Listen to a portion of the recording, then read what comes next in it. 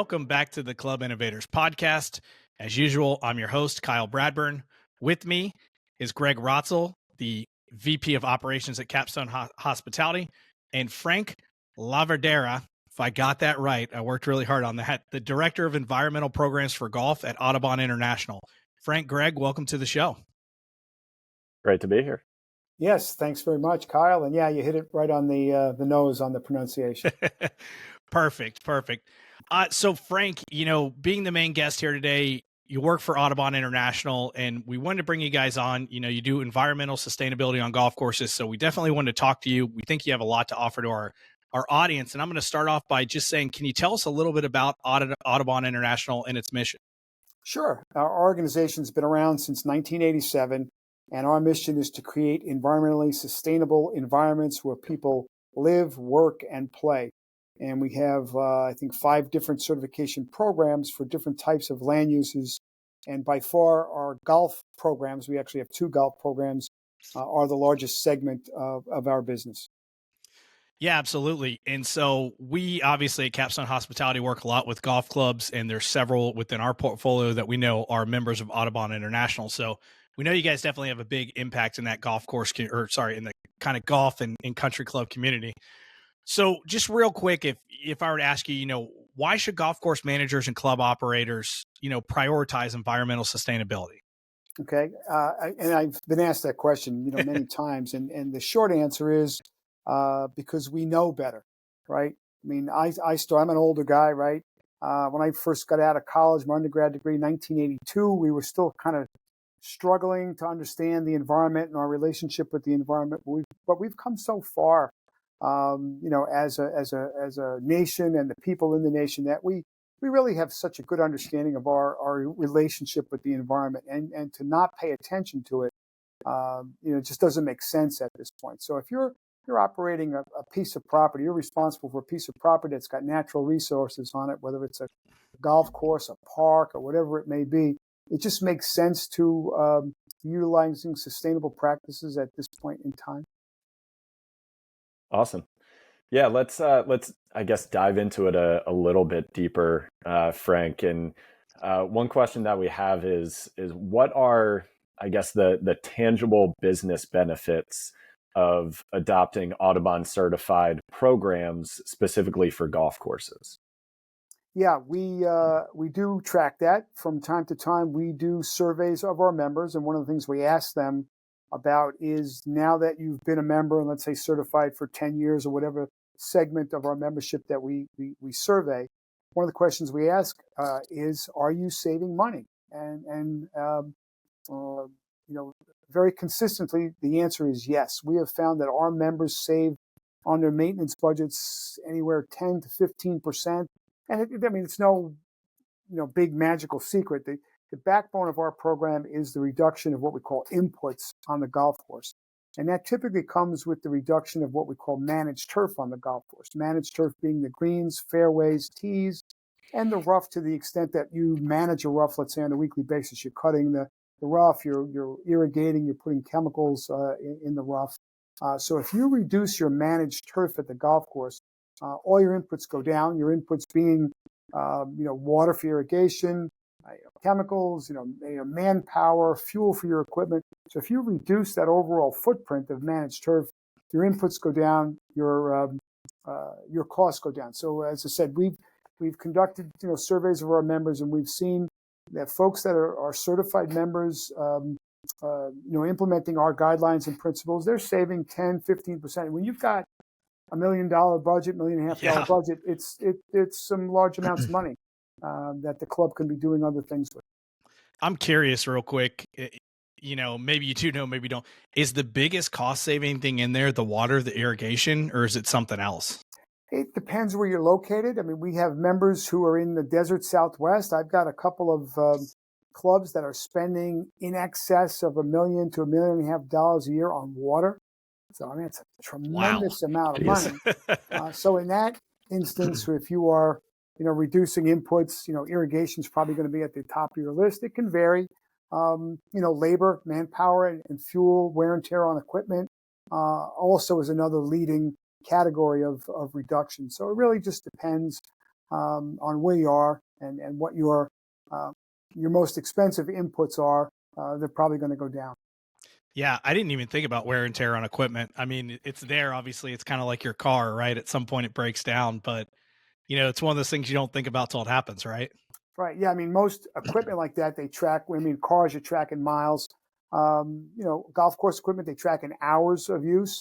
And if you're saving, pick a number, 5, 6, 8, 10 hours a week on a piece of equipment over a year, that adds up. Yeah. Over a 5-year period, your expected life on the equipment is going to be a little bit more if you're saving those hours every week. Yeah, no, that makes a lot of sense.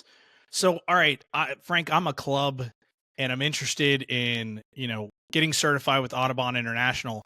What are some of the common challenges that clubs face when trying to I apologize, when trying to implement environmental practices? And then how do you help them overcome that? Sure. Well, once, a club becomes a member in our organization, and we have, 2 programs for golf, our Audubon Cooperative Sanctuary Program, which is geared towards existing golf courses because the guidelines and principles can be somewhat easily achieved in that context. And then we have our signature program, which is for brand new golf courses, or golf courses going through significant renovations. And the guidelines and principles in that program are significantly higher. But in the context of building a brand new golf course, they are easy to include as part of the design and ultimately the operation. So whichever program the course joins, they look at our guidelines and principles. They do an initial assessment, what we call an environmental plan, where they for the sake of this conversation, we'll focus on our the Audubon Cooperative Sanctuary Program for existing golf courses. There are 6 certification components, and the initial one is this what we call development of an environmental plan. And the environmental plan basically assesses your initial compliance with our other 5 technical categories, water conservation, water quality management, chemical use reduction and safety, wildlife habitat management, and outreach and education, which is not a scientific component, but we think is equally important. So the environmental plan kind of asks you a series of questions about each of those 5 components. And based on your answers, you will identify a path forward that you need to undertake, ultimately for certification. Probably the biggest dilemma, if you would, or the biggest area where changes are needed probably is at the maintenance facility. Those are what I would call our more rigid guidelines and principles. We're not a regulatory body, so we don't have regulations per se. And each golf course sits in its own unique environment. So there are courses in more highly suburbanized urban areas that certainly can't do things golf courses in a more rural area can do. So, one size doesn't fit all in our program. We take that into the account of the context of the property.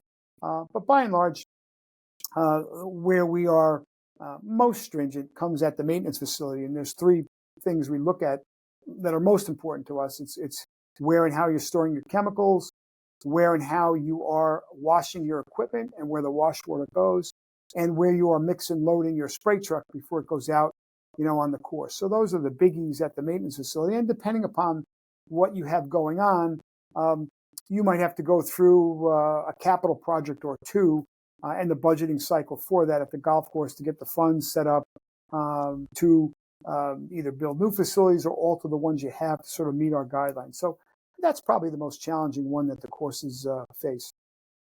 Now, Frank, I personally have spoken to a couple existing members of Audubon International, as well as some clubs that are looking to become members or looking to learn more about the certification process. I think what Audubon International does, it's very extensive, right? You work with these clubs to make sure that they are doing everything they need to do to be as environmentally conscious as possible. So kind of intertwined with that, what advice would you give to clubs or superintendents or general managers that are looking to start their journey towards certification? Sure.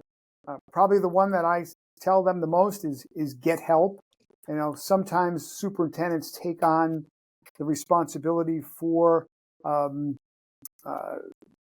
implementing our guidelines and principles and gathering information that they need for certain parts of our program, and they don't ask for help.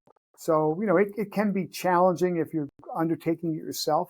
But we tell, all of our superintendents, get help if it could be from your staff, or it could be from your membership. I mean, there are a lot of private clubs that have some very talented people that are part of their membership, whether they're, environmental engineers, environmental planning people, scientists, biologists, who may have the desire to help the club implement sustainable programs. So, we call them develop a resource advisory group, and you can obviously divvy up the work. Whether one of the things for our wildlife habitat management component of our certification is developing an inventory of the wildlife that's on your property, both your mammals and your birds. Now, I mean, it doesn't have to be super exhaustive, but cover the main players. So that may be something that you may have a member who is a real birder who goes out and identifies birds. You may have somebody else who's involved with mammals. So take advantage of the help that you might get at your club. Even public courses. Public courses have some people that play over and over again. Putting up a notice in the clubhouse or the pro shop, hey, we're looking for help doing this. You'll be surprised the folks that will respond. So yeah, probably the best advice is don't try to undertake it all by yourself. Get some help, develop a team. Yeah, I think that's a great point. We talk and we deal with a lot of, country club, right, is the term, or golf club. And what that is that's a community of like-minded individuals. So just like you said, tap into that community and see if anyone else is willing to help out. I think that's a great point there of just not trying to do it all on your own. There's a lot of talented people, and that's why you've built that community, right? To have those types of people around there. So I think it's a very great point there, Frank. And it also helps out, as I said, one of our certification components, while not scientific, is that outreach and education component. Having a resource advisory group helps you accomplish that. Not only does it help you get certified for all the things we just talked about, but it also helps on the outreach and education program, because now these individuals at your club become advocates of what you're doing, and they talk to people, other members of the club. They explain various things. And I'll give you a great example of what sometimes superintendents face. As I said, one of our or the backbone of our program is reduction in managed turf. So you may take, and I'm not a golf course superintendent, but I play one on TV. but I've had the opportunity to go a lot of golf courses, and I'll stand on a tee box with the superintendent. And we'll look down the fairway, and immediately my eyes go to the left, and I'll see 25, 50, 75 yards off the tee complex. You'll see a very well-maintained, managed rough area. And I'll ask the question, who hits their ball over there? And typically the answer I get is, well, nobody does. And I'll say, well, why are you maintaining it like that? And typically the answer is, well, when I got here 4 years ago, that's the way it is, so I just keep it that way. So, in a situation like that, that may be an ideal place to what we would call naturalize that area, let it revert back to a native area where you can develop some more wildlife habitat. So, which all sounds good, right? But if you're doing that sort of in a vacuum by not telling your membership what you're doing, all of a sudden the members start saying, hey, Bob and his crew are lazy. Did you see what they're doing out on the 11th fairway? They stopped taking care of it. It looks terrible. But, with a little bit of outreach and education explaining, hey, we're taking this 15,000 square foot area and we're going to naturalize it. We're going to do it for a bunch of reasons. We're going to save on our inputs, which are going to help save money. We're going to create additional wildlife habitat. Then everybody starts to get it and says, oh, yeah, wow, that's a great idea.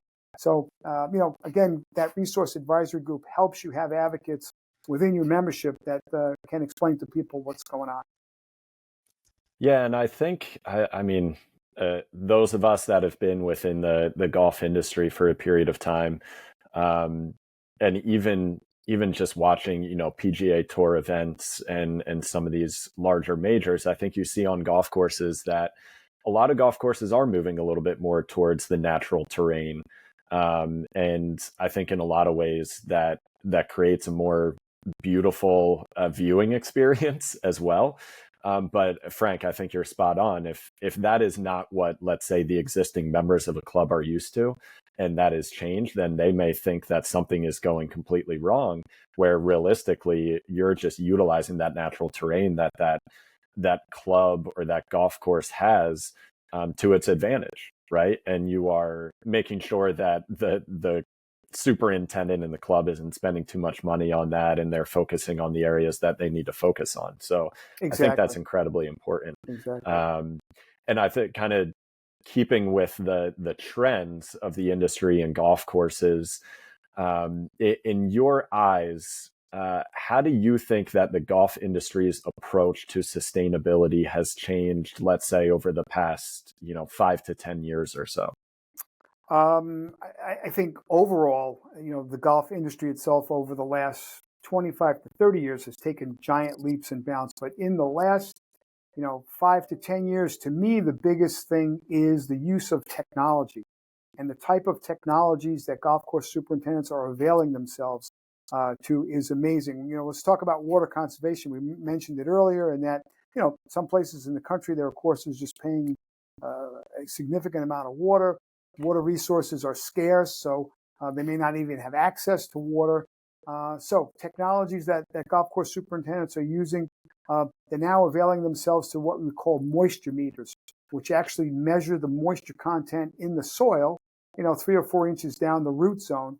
So I'll give you an example. Hasn't rained for 4, 5, 6 days.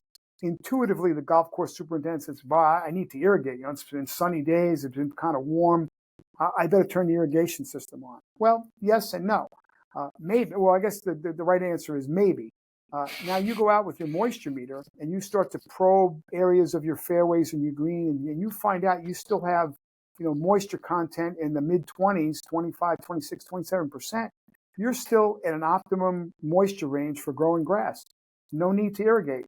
Now, and then there's so many different types of these moisture meters. There's actually ones that are embedded that stay there and report back, on a computer system. There are some that you go out handheld and it sends the reading to the cloud, and then eventually you get a printout and they're color coded. It's just really amazing. In the 7 years that I've been in my position, watching the growth, with that technology. The other thing, technology is tracking where your players are going. We talked about identifying areas where you can, minimize or reduce managed turf. Really simple. Superintendents, they'll have, or from the clubhouse, they'll ask people, would you mind putting this little tracker in your golf bag? And it's like one of those, Apple tracker type things. And it records exactly where that bag went through the whole day. You do that over the course of a week and you get a computer printout, and you could see where people go and where people don't go. And then, So as I said, so if you've got managed turf where people don't go, so that's another, technology.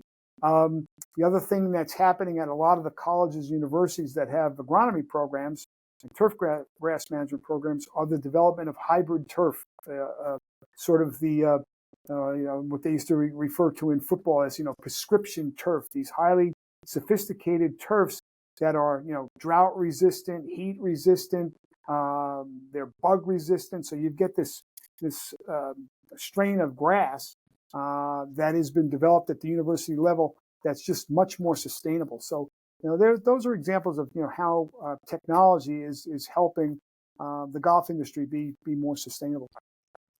Love that. I need a water meter for my front yard so I can figure out when to water it and not. I probably overwater it here in Florida.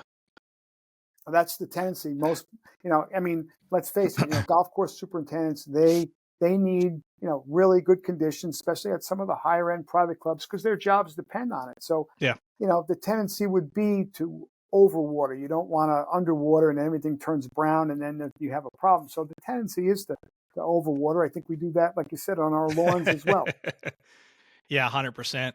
So, Frank, looking towards the future, do you foresee some of these sustainability initiatives becoming mandatory, due to increasing regulations or changing expectations?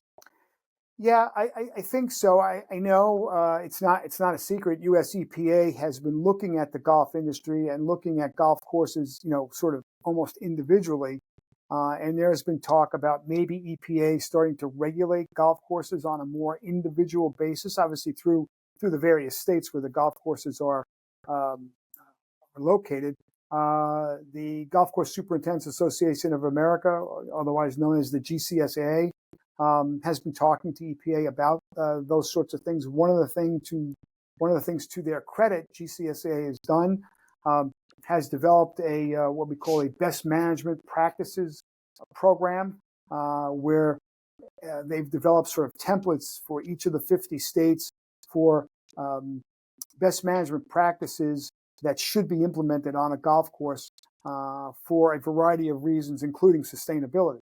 And hopefully that's something, as golf courses are now in the process of preparing those, call them BMPs, best management practice plans. Golf courses are starting to develop those, and hopefully that's going to be an impetus for EPA to say, yeah, okay, we see what you're doing. That makes sense. And development of those EPAs, those BMPs, are very, very consistent with our program. So we welcome our member courses preparing this. We're actually seeing some of our more progressive members actually are submitting their BMPs to us because it does contain valuable information that we want to see. I think as we move forward, the industry understands where they are. Water restrictions are not going away. That's for sure. For all of those reasons, the industry is sitting up and paying attention. So I'm going to ask the question. Maybe you can answer it, maybe you can't. Do you guys have any initiatives or goals, moving forward that you're currently working on that will direct the future of the golf industry? Well, yeah, I mean, through our individual programs, the Audubon Cooperative Sanctuary Program for golf, and then our signature program, we are always looking to tinker each year with our guidelines and principles and ways we can make that program, become more sustainable. Yeah. We were starting to delve into the energy world, wanting to understand how clubs are using energy, where they can save energy. That's one of them as well. And then we have a whole slew of what we call conservation initiatives. Probably our most popular conservation initiative is our Monarchs in the Rough program, which got a lot of attention a few years back. We had a really nice grant from U.S. Fish and Wildlife Foundation, which gave us a bunch of money where we were able to provide milkweed and appropriate wildflower seed mixes for golf courses who are willing to develop at least 1 acre of monarch habitat. And we had upwards of about 800 courses participate in that program and develop, I think over 1,500 acres of monarch habitat in the various flyways where the monarchs go. Unfortunately, we went through all the money in the grant, but just recently now we just got another grant from the Fairways Foundation that's going to help revive that program in 2025. So that'll come, back up as well. So that's a big conservation initiative that we have. We also have what's called our BioBlitz program, which is really popular. BioBlitz is like a one-day event that courses hold to help people see golf courses in a little bit of a different light than just a golf course. I mean, we understand at Audubon International that, it's a golf course. Its highest and best use is to play golf. There's definitely are minimum turf requirements to play golf. We get that.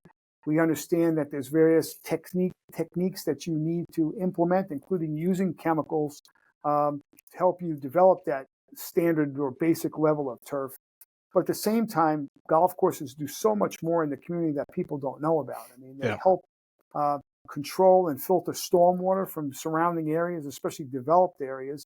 So you've got golf courses in suburbanized areas and highly suburbanized areas with housing and shopping centers all around. There's all that impervious area that when it rains, the water runs off and it picks up contaminants as it goes through streets and drains and things like that. And eventually that water might dump out on a golf course and run through the golf course. And that golf course has the ability to, retain that water so downstream doesn't get flooded for a while. It also has the ability to filter that water. So that's really important. Golf courses are, as we alluded to earlier, great places for wildlife habitat. And it's amazing. I have so many golf course superintendents will tell me, boy, over the last bunch of years, I see more and more deer. I see more, whatever they are, coyotes, various things on my golf course. And the answer is, I'll ask them, you have a lot of development going around your property? Oh, sure. Yeah. New housing track here, new shopping center there. So you take all of those previously, Yep. wild areas, those animals have to go find a place to live. So golf courses are very appealing to them as well. So so getting back to the BioBlitz program, it's a kind of a one-day thing. It's geared towards families where a husband and wife can bring their 2 or 3 kids out to the golf course. There's various programs, and we have various agenda items that the course could follow. There's habitat, species identification, exploring habitats, all that sort of stuff. And we give out prizes for the courses that can identify the most species on their property and stuff like that. But again, the goal is for people to be able to see the golf course as more than just a place to play golf. It has a lot of other benefits to the community that maybe are not so obvious, but holding an event like that. So that's another conservation initiative that we have as part of our program. Yeah, I love the BioBlitz and the identification. As someone who does a lot of golf course photography for a living, I go out quite a bit, and I know that anytime I get a good picture of wildlife on a golf course, I now send it to a couple of people in your organization just to have, because it's fun. I took a picture of a 50-pound snapping turtle not too long ago. I mean, the thing was massive. So just kind of a fun hobby of mine while I'm out there, taking pictures of golf course to also get a little wildlife photography as well.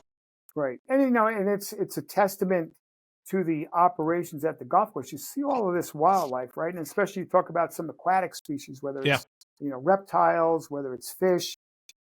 It's, they don't like to live in areas where the water's pretty lousy, right? So you see this abundance of wildlife, in and around water bodies. I mean, we require as part of our water quality management certification component that you do water quality testing. And obviously the data speaks for itself. But, just to put an exclamation point on it, when you've got, relatively good water quality, you're attracting all of these species. If the water was lousy, they would not be living there. That's a good point. So I never thought about that, but that's a very valid, that makes perfect sense in my head, but I never really thought about it that way. Right.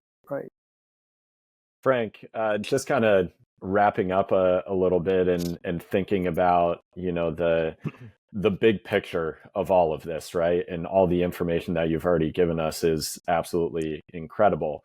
Now, thinking about superintendents or clubs, again, general managers, those clubs and those people that you would be partnering with, for clubs and superintendents that may feel hesitant about the investment in sustainability on their golf course, what would you say provides that long-term value for them through Audubon International as well as just through sustainability?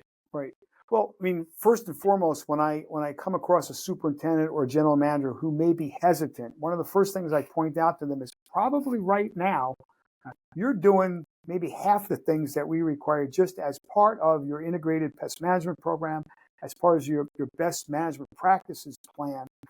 So basically our program, we may have some additional things, but really what you're doing is you're better organizing what you're doing, you're documenting what you're doing, and you're facilitating a third party, namely us, giving you a certification.